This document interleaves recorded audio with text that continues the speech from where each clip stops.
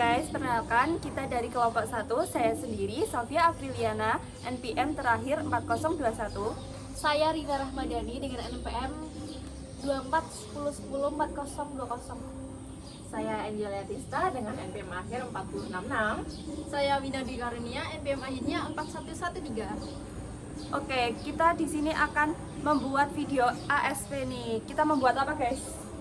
Podcast. Nah, selamat menonton ya. Soal Rumah Sakit Prof. Surojo. Ya, selamat menonton. Stay Bye-bye. tune. Halo semuanya, teman-teman. Selamat datang di podcast Ngobrol Asik Akuntansi Sektor Publik. Nah, di video kali ini kita bakal bahas salah satu rumah sakit pemerintah yang cukup terkenal di Kota Magelang, yaitu Rumah Sakit Jiwa Prof. Surojo. Nah, pembahasan kita hari ini bakal menarik karena kita nggak cuma ngomongin rumah sakitnya aja, tapi juga sistem pengelolaan keuangannya sebagai BLU atau itu singkatan dari Badan Layanan Umum.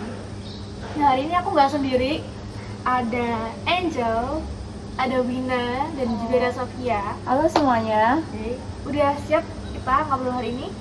Siap. Oke, nah sebelum masuk ke pembahasan ya yang berat-berat soal akuntansi, mungkin kita kenalan dulu sama rumah sakit yang bakal kita bahas untuk obrolan hari ini, karena mungkin masih banyak yang mikir kalau RSJ itu cuma rumah sakit jiwa biasa, yang padahal sekarang pelayanannya tuh nggak cuma soal kesehatan mental, tapi udah berkembang banget. Jadi nggak cuma berkejiwaan aja, tapi lebih daripada itu ya. Oke Angel, aku pengen tahu banget nih, sebenarnya rumah sakit jiwa Prof. Surojo ini rumah sakit seperti apa sih? Dan bisa kamu jelasin dari pengetahuan kamu? Jadi Rumah Sakit Dr. Surojo ini sepengetahuan aku merupakan salah satu rumah sakit milik pemerintah yang berada di bawah Kementerian Republik Indonesia, yang termasuk memiliki kelas yang udah bagus nih di Indonesia. Nah, ini tuh jadi salah satu rumah sakit rujukan utama dalam pelayanan kesehatan jiwa di Indonesia. Nah, rumah sakit ini itu memiliki sejarah yang panjang tuh, dimulai dari didirikannya pada tahun 1923 dari kolonial Belanda. Nah, tapi sekarang tuh pelayanannya tuh nggak cuma dalam kejiwaan aja, tapi mulai ke bidang lainnya seperti pelayanan umum seperti penyakit dalam, syaraf, kemudian rehabilitasi medis, bahkan layanan rawat inap umum juga ada di situ. Nah iya, jadi sekarang konsep rumah sakit jiwa itu udah berkembang nih, bukan hanya tempat menyeramkan kayak stigma masyarakat dulu, tapi juga bukan orang stres aja atau yang punya penyakit mental. Ya, betul sekali. Bahkan sekarang itu mereka itu juga membuka tempat pendidikan, kemudian mereka juga bekerja sama untuk praktik dari mahasiswa-mahasiswa gitu. Nah, artinya rumah sakit Surojo ini sangat bermanfaat banget bagi masyarakat sekitar gitu. Oke, dari yang kalian jelasin tadi ya, berarti setelah aku pahamin, ternyata rumah sakit Prof. Surojo ini sangat berperan besar untuk Kota Magelang ya? Iya, benar sekali. Selain memiliki tanggung jawab pada masyarakatnya, tapi juga punya tanggung jawab sosial, bahkan sekarang udah bertambah lagi menjadi tanggung jawab di bidang pendidikan juga. Oke. Nah, yang menarik dari rumah sakit ini, tadi aku sebutin adalah statusnya BLU atau Badan Layanan Umum. Nah, banyak mahasiswa akuntansi itu sering banget dengar istilah BLU, tapi kadang mereka tuh masih bingung bedanya instansi pemerintah biasa yang nggak dinaungin sama BLU sama pemerintahan yang dinaungin sama BLU. Nah, itu bedanya apa sih? Bisa jelasin nggak? Bisa, jadi BLU atau Badan Layanan Umum adalah instansi pemerintah yang dibentuk untuk memberikan pelayanan kepada masyarakat. Nah, tetapi juga diberi fleksibilitas dalam pengelolaan keuangannya. Kalau instansi pemerintah itu biasanya cenderung birokratis dan proses keuangannya itu panjang.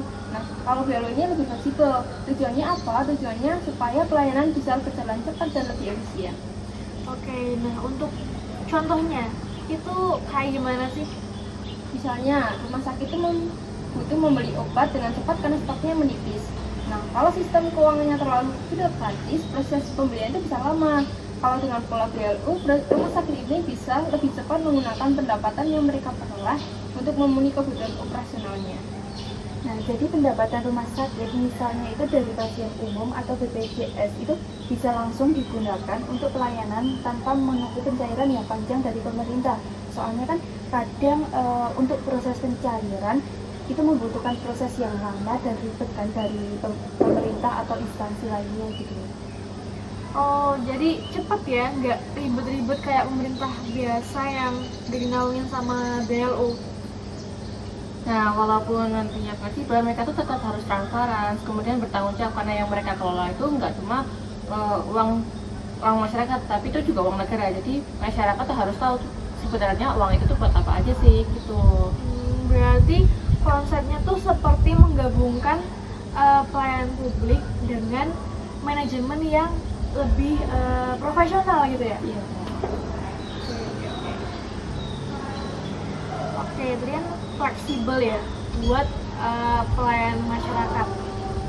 Nah, kalau karakteristik BLU sendiri yang lebih daripada itu ada apa aja?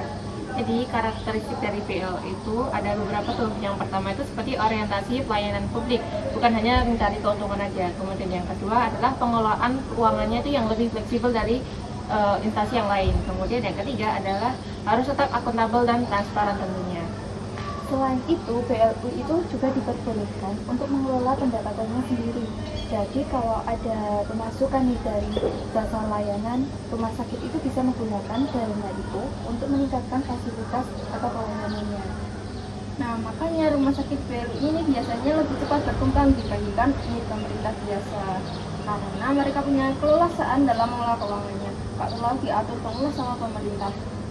Oh, nggak terlalu diatur sama pemerintah, tapi apakah BLU itu berarti bebas sepenuhnya gitu? Enggak juga sih, mereka tetap diawasi pemerintah dan harus membuat laporan keuangan yang sesuai standar. Dan kemudian laporan itu bisa diaudit juga. Harus bisa diaudit. Oke. Nah, sekarang kita masuk ke bagian yang paling anak akuntansi banget nih, ya, yaitu siklus akuntansi BLU. Tapi kali ini kita nggak bahas teori ini doang ya, tapi kita coba kita pengen lihat gimana sih penerapannya di RSJ Surojo yang aktivitasnya itu pasti kompleks banget dan rumit ya sebagai rumah sakit pemerintah dengan sistem keuangannya BLU. Nah, jujur aja aku dulu mikirnya kayak siklus akuntansi rumah sakit tuh ya sama aja kayak perusahaan biasa, tapi setelah aku ulik, aku cari-cari di websitenya itu jauh lebih rumit dan lebih kompleks gitu. Ya, karena transaksi di rumah sakit itu hampir nggak pernah berhenti. Kalau di perusahaan biasa, mungkin transaksinya utama itu jual beli barang. Nah, tapi kalau di RSJ, transaksinya ini menjadi lebih dari banyak jenis sekaligus. Nah, contohnya ada pendaftaran pasien nih, lalu rawat jalan, ada rawat inap, farmasi, lalu laboratorium, ada rehabilitasi, pembayaran BPJS, pembelian obat, sampai penggunaan alat medis. Dan semuanya itu menghasilkan data keuangan. Oke, bahkan dari satu pasien itu kan memunculkan banyak transaksi ya. Misal nih, pasien datang, kemudian pasien itu datang ke poli, kemudian tes laboratorium, kemudian ambil obat di farmasi, kemudian rawat inap. Nah, semua itu kan termasuk transaksi. Nah, nantinya itu dicatat ke dalam proses akuntansi.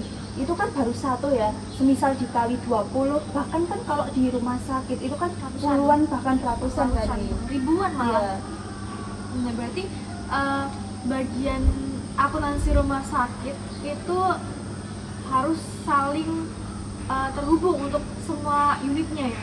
Iya, benar banget. Makanya dalam rumah sakit seperti RSJ Surojo ini biasanya tuh memiliki sistem informasi yang terintegrasi tuh. Biasanya tuh supaya data pelayanannya itu langsung masuk ke sistem keuangannya gitu. Kalau sudah terjadi transaksi begitu ya, itu langkah berikutnya tuh apa sih? Nah, langkah awal yang diambil setelah terjadi transaksi itu mengidentifikasi transaksinya untuk pencatatan akuntansi. Nah, semua transaksi itu kan nantinya akan diidentifikasi, kemudian dicatat karena berdampak ke keuangannya. semisal dari rumah sakit sendiri itu membeli obat nih.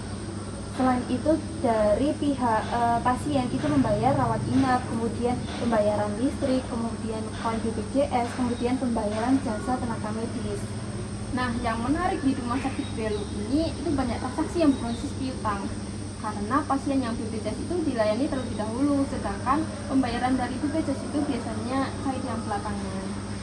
Oh, jadi ternyata rumah sakit tuh juga punya banyak piutang ya? Iya, bahkan pengelolaan piutang BPJS ini menjadi salah satu hal yang penting dalam keuangan rumah sakit pemerintah. Karena kalau pencairannya terlambat nih, arus kas rumah sakit kan bisa terganggu. Jadi BPJS tuh sering banget ngutang ke, maksudnya kayak ngutang ke ini ya apa? Rumah sakitnya ya. Jadi rumah sakit itu harus nunggu utangnya cair dulu baru bisa ini untuk pengelolaan arus kas yang lebih lancar gitu ya. Iya, betul. Oke, sekarang kita masuk ke bagian yang menurut mahasiswa akuntansi itu lumayan bikin pusing gitu ya. Itu ya, itu pencatatan transaksi BLU. Misalnya kalau dengar kata rumah sakit, itu pasti langsung kebayang transaksinya tuh banyak banget. Mulai dari pasien, terus juga obatnya, terus juga alat kesehatannya, terus sampai ke BPJS-nya. Nah, sebenarnya pencatatan transaksi di rumah sakit BLU kayak tadi RSJ Prof. Surojo itu seperti apa sih? Nah, itu betul sekali Rina. Rumah sakit itu termasuk organisasi dengan transaksi yang kompleks. Nah, dalam satu hari aja ini bisa ada ratusan bahkan ribuan transaksi. Nah, misalnya ada pasien yang rawat jalan, ada yang rawat inap, ada yang membeli obat, ada yang membayar laboratorium ataupun jasa dokter dan klaim BPJS, ataupun seperti pembelian alat medis dan juga lain sebagainya. Nah, semua itu harus dicatat secara rinci supaya laporan keuangannya itu akurat. Nah, dan karena statusnya itu BLU ya, jadi pencatatannya itu nggak boleh ngasal. Semua transaksi itu harus sesuai dengan standar akuntansi pemerintah berbasis aktual, di mana jadi setiap transaksi itu dicatat pada saat timbul transaksi, bukan pada saat uang itu diterima gitu. Aku tuh masih bingung sih sebenarnya sama konsep itu. Bisa kasih contohnya nggak? Bisa, semisal ada pasien BPJS yang dirawat di hari ini di rumah sakit Surojo, rumah sakit itu sudah memberikan layanan kesehatan sekarang kan. Nah, tapi pembayaran BPJS-nya kan baru cair beberapa waktu kemudian. Jadi walaupun uangnya itu belum cair, rumah sakit itu mencatat pendapatan itu di hari ini. Tuh. Nah, jadi contoh jurnal sederhananya itu ada piutang BPJS di debit sama pendapatan jasa layanan di kredit. Nah, nanti setelah BPJS itu membayar, jurnalnya dibalik menjadi kasnya di debit, lalu piutang BPJS-nya itu di kredit. Gitu. Oh, jadi rumah sakit itu mengakui hak pendapatannya dulu sebelum ya meskipun uang itu belum diterima sama rumah sakit ya? Ya, itu namanya itu devisa aktual. Kalau misalkan nih rumah sakit beli obat atau alat kesehatan itu gimana? Nah, itu tuh juga penting ya penting banget bagi rumah sakit. Pastinya tuh rutin dalam membeli obat maupun alat medis untuk pelayanan dari pasiennya. Misalnya, RSJ Surojo ini membeli stok obat senilai 20 juta rupiah secara kredit ke suppliernya. Jadi, jurnalnya itu adalah persediaan obat di debit sebesar 20 juta, kemudian utang usahanya itu di kredit sebesar 20 juta. Oke, tadi kan membeli obat secara kredit kan. Nah, untuk rumah sakit untuk membayar utangnya itu jurnalnya utang usaha itu di debit dan kas itu di kredit. Berarti persediaan obat itu juga termasuk ke dalam aset. Ya, betul sekali. Karena obat ini masih memiliki nilai ekonomi dan nantinya digunakan untuk pelayanan ke pasiennya gitu. Nah, makanya rumah sakit itu harus punya pencatatan yang rapi lah. Nah, karena itu stok obat ataupun alat medis itu biar terkontrol. Jadi bisa ngecek nih kekurangan ataupun stok yang berlebih, dan juga biar obat-obatnya itu nanti kita tahu kapan kadaluarsanya. Gitu. Jadi agak ini ya kompleks gitu ya. Iya, Nggak benar banget. ribet gitu. Kalau tantangannya dalam pengelolaan keuangan BLU Rumah Sakit Prof. Surojo ini itu apa aja? Kalau tantangannya itu seperti salah satunya adalah volume transaksi yang besar nih. Bayangin aja tuh setiap hari itu ada pasien yang masuk, kemudian membeli obat, menggunakan alat medis, kemudian klaim BPJS dan yang lain-lain tuh. Jadi kalau dipikir-pikir pasti banyak banget nih transaksinya ya, yang bikin pencatatannya itu jadi lebih kompleks, kemudian lebih detail, kemudian harus teliti banget nih jadi akuntannya di situ. Nah, belum lagi nih kalau ada keterlambatan pembayaran BPJS. Nah, itu bisa mempengaruhi arus kas rumah sakit loh, kayak jadi penghambat gitu. Nah, makanya rumah sakit itu harus punya sistem informasi akuntansi yang kuat supaya pencatatannya itu tetap akurat. Jadi rumah sakit itu sangat rawan banget terjadi kesalahannya, harus maksimal dan teliti gitu. Jadi teknologi di zaman sekarang gitu ya, itu cukup membantu dan penting banget untuk para akuntan khususnya di rumah sakit ini ya. Ya, penting banget. Nah, sekarang banyak rumah sakit yang sudah menggunakan sistem digital untuk pencatatan transaksi dan juga laporan keuangannya. Nah, ini membantu banget sih untuk meringankan beban akuntannya. Nah, teknologinya ini juga bikin pencatatan atau pelaporannya itu jadi lebih efisien. Nah, setelah tadi kita bahas soal pencatatan transaksi, sekarang kita masuk ke laporan keuangannya untuk BLU ini. Nah, tapi kali ini kita coba bahas lebih dalam lagi, lebih spesifik lagi berdasarkan kondisi di RSJ Prof. Surojo. Nah, karena ternyata rumah sakit pemerintah seperti RSJ Surojo ini itu punya pengelolaan yang kayak tadi yang kayak cukup besar, kompleks, ribet gitu. Jadi sebenarnya laporan keuangan di RSJ itu digunakan untuk apa sih? Nah, kalau di RSJ ini laporan keuangan itu penting banget karena rumah sakit bukan hanya melayani pasien kesehatan jiwa, tetapi juga pelayanan umum, rehabilitasi, pendidikan, sampai dengan penelitian. Jadi, aktivitas keuangannya itu besar dan harus dipertanggungjawabkan dengan jelas. Laporan keuangannya ini dipakai untuk melihat kondisi keuangan rumah sakit, aktivitas pelayanan, sampai dengan evaluasi penggunaan anggarannya itu bagaimana. Nah, karena statusnya itu BLU, jadi rumah sakit ini juga diberi fleksibilitas mengelola pendapatannya sendiri. Nah, supaya tetap transparan, jadi semua pemasukan, semua pengeluaran itu harus dilaporkan secara rinci gitu. Berarti laporan keuangan itu bukan hanya kayak formalitas doang gitu ya? Iya, bukan. Nah, bahkan laporan keuangan itu manajemen rumah sakit bisa ini menentukan kebijakan rumah sakit ini ke depannya itu bagaimana gitu. Oke. Kalau untuk sumber pendapatan rumah sakit dari RSJ Prof. Surojo ini biasanya dari mana aja?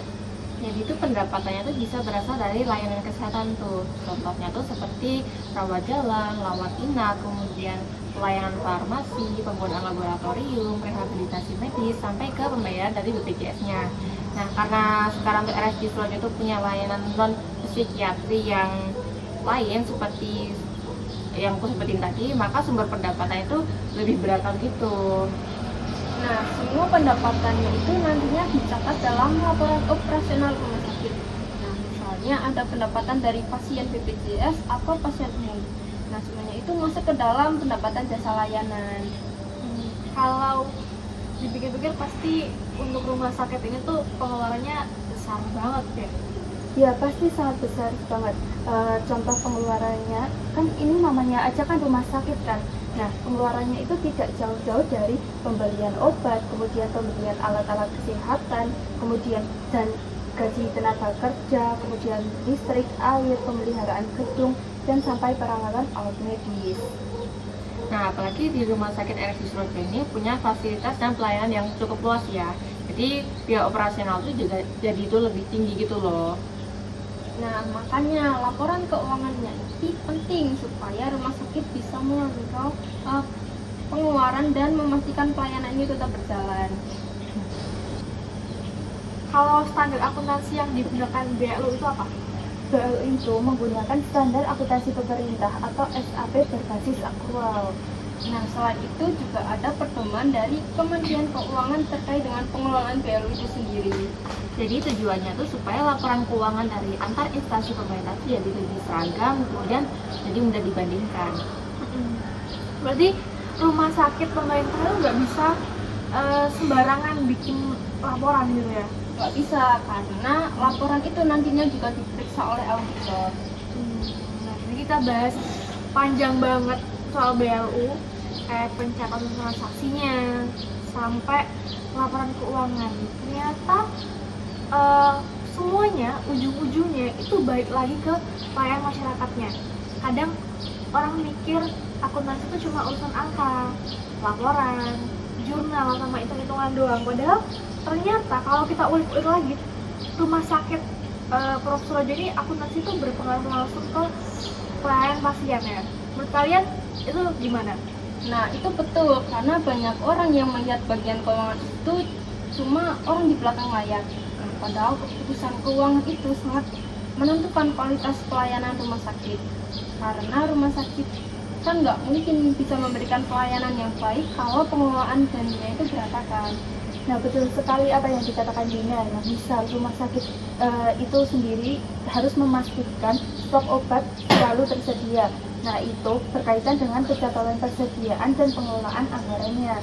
Kalau bagian keuangannya itu salah mengatur pembelian obat, pasien itu bisa berdampak secara langsung terhadap hal tersebut itu. Apalagi di RSUD Surojo ini yang melayani banyak pasien, selain pasien kesehatan jiwa dan pasien umum, kebutuhan obat dan fasilitasnya banyak banget nih. Jadi akuntansi itu membantu rumah sakit dalam mengetahui kebutuhan operasional secara lebih mendetil. Jadi kalau keuangannya sehat gitu ya, arus kasnya juga lancar gitu, fasilitas dari rumah sakit itu juga bisa berkembangnya tuh lebih cepat gitu ya. Nah, itu betul. Nah, misalnya ini rumah sakit punya pendapatan yang dikelola dengan baik. Rumah sakit bisa membeli alat kesehatan baru, memperbaiki ruang rawat inap, meningkatkan fasilitas rehabilitasi, ataupun menambah jasa layanan kesehatannya. Kembali lagi karena tadi kan statusnya BLU, jadi RSJ Surojo itu mempunyai fleksibilitas menggunakan pendapatannya untuk meningkatkan kualitas pelayanannya. Jadi dana yang diperoleh dari layanan rumah sakit itu bisa diputar kembali untuk kebutuhan operasional dan pengembangan fasilitas. Nah, makanya pengelolaan keuangan yang baik itu juga berdampak langsung dalam kenyamanan dari masyarakat atau pasien-pasien juga. Karena RSJ itu identik dengan pelayanan kesehatan jiwa. Apakah pengelolaan keuangan itu juga berpengaruh di bidang itu? Iya, itu juga berpengaruh. Pelayanan kesehatan mental itu membutuhkan fasilitas dan penanganan yang khusus. Misalnya ada ruang rehabilitasi, terapi, obat-obatan psikiatri, sampai tenaga profesional seperti psikiater ataupun psikolognya. Semua itu membutuhkan pengelolaan dana yang baik. Kalau keuangan rumah sakit itu stabil, maka pelayanan kesehatan mental itu juga bisa lebih optimal. Jadi sebenarnya akuntansi itu ikut berperan dalam mendukung kualitas kesehatan dan layanan dari masyarakat juga. Menurut kalian nih, tantangan terbesar rumah sakit Prof. Surojo di masa depan itu kira-kira apa sih? Nah, menurutku itu menjaga keseimbangan antara pelayanan publik dan juga kondisi keuangannya. Karena rumah sakit itu harus tetap melayani masyarakat dengan baik, tetapi juga menjaga stabilitas keuangannya. Apalagi biaya kesehatannya kan sekarang ini kan semakin meningkat kan, dan kebutuhan pelayanan itu juga semakin kompleks. Nah, ditambah perkembangan teknologi kesehatan yang membuat rumah sakit itu harus terus beradaptasi dan meningkatkan fasilitas yang ada.